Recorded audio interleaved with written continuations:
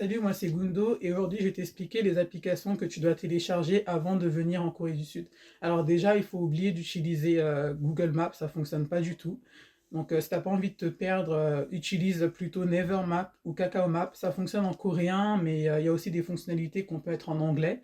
Ensuite, tu as aussi l'application Kakao Métro qui est vraiment pratique. Donc quand tu te déplaces, que tu prennes le bus ou que tu prennes le train, utilise-la, c'est vraiment le plus simple. Si tu veux prendre un taxi, donc il y a aussi l'application Kakao Taxi, mais par contre, il faut un numéro coréen. Donc ceux qui n'ont pas de numéro coréen, vous avez une application qui s'appelle K-Ride, ou alors vous pouvez utiliser un Uber, voilà, ça fonctionne aussi en Corée. Lorsque vous allez vous déplacer, donc vous avez besoin d'une carte de transport.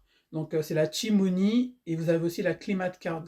La Chimoni, donc si vraiment vous ne déplacez pas beaucoup, vous pouvez la recharger pour 10 000 won, 15 000 won à peu près. Ça vous fait quelques trajets. Par contre, si vous vous déplacez beaucoup, utilisez plutôt la Climat Card que vous pouvez recharger à la semaine ou au mois directement. Donc à vous de voir en fonction de ce que vous allez faire. Si vous voulez faire des commandes, vous pouvez utiliser l'application Coupang. Ça fonctionne un peu comme Amazon.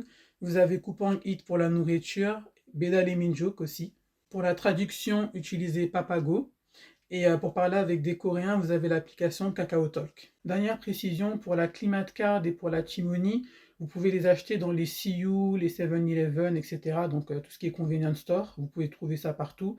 Ou alors vous vous rendez dans des stations de métro, vous allez au guichet et puis vous achetez et après vous les rechargez vous-même sur les bornes. Vous pouvez payer par carte ou en cash, ça dépend des machines, donc à vous de vérifier.